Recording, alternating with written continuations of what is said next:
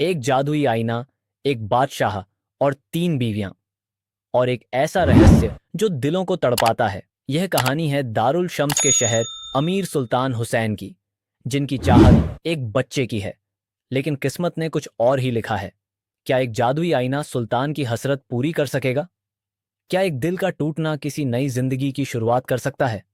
आइए इस रहस्यमय सफर में शामिल होते हैं, जहां जादू, प्यार और बलिदान की अनोखी दास्तान आपका इंतजार कर रही है।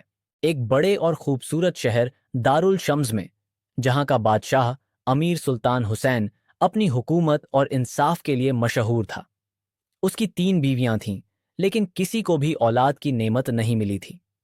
यह बात सुल्तान के दिल को बहुत तड़पाती थी। एक दिन दरबार में एक फकीर आता है, जो अपने साथ एक जादुई आईना लाता है। वह कहता है, यह आईना सिर्फ सच दिखाता है, लेकिन इसका सच देखने के लिए दिल का साहस चाहिए। जो भी इस आईने में देखेगा, उसे अपने दिल का सबसे बड़ा राज सामने दिखाई देगा। सुल्तान की पहली बीवी शाहबानो, जो बहुत होशियार और चालाक थी, आईने के पास जाकर देखती है। अचानक आईना चमकने लगता है और उसमें एक बच्चा दिखाई देता है, जो शाहबानो की गोद में खेल रहा होता है। सुल्तान खुश हो जाता है और समझता है कि शाहबानो को जल्द ही औलाद की नेमत मिलेगी। आईने में दिखाई देने वाली बातें हकीकत में तब्दील होने लगती हैं। शाहबानो के पेट में हमल रह जाता है, लेकिन जैसे जैसे महीनों का सफर तय होता है, एक अजीबोगरीब बात सामने आती है। बच्चा सिर्फ रात के समय शाहबानो के पेट में हलचल करता है। तभी फकीर एक बार फिर दरबार में आकर कहता है, यह आम बच्चा नहीं है, इसका एक बहुत बड़ा रहस्य है। इसे अगर सही तरीके से पैदा नहीं किया गया, तो यह न तो इस दुनिया का रहेगा, न उस दुनिया का। फकीर ने सुल्तान के कान में कुछ तीन चीज का जिक्र किया। सुल्तान अपनी बीवियों और दरबारियों के साथ इन तीन चीजों की तलाश में लग जाता है। चांद की किरणें तो महल के ऊपर आकाश से मिल गईं, लेकिन निर्दोष का खून और टूटे हुए दिल का टुकड़ा सबसे कठिन साबित हुआ। सुल्तान की दूसरी बीवी जरीन, जो सुल्तान की पसंदीदा थी, उसे अचानक एक पुरानी कहानी याद आती है। वह कहानी एक खुफिया महल के तहखाने की थी, जहां एक पत्थर का दिल छुपा हुआ था। जरीन और सुल्तान तहखाने में जाते हैं और वहां उन्हें वह पत्थर का दिल मिल जाता है, लेकिन उस दिल को तोड़ने के लिए एक निर्दोष का खून चाहिए था।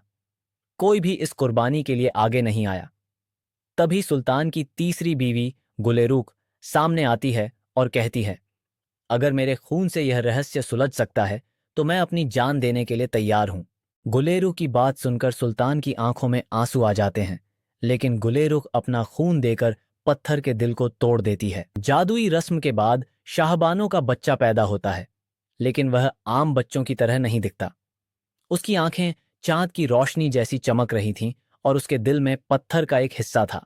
जैसे जैसे बच्चा बड़ा होता गया, वह अपनी जादुई ताकत से सबकी मदद करता रहता था। लेकिन एक दिन सुल्तान का एक दुश्मन, मलक आसफ, जो जादू और तंत्र का माहिर था, उस बच्चे के पीछे पड़ गया।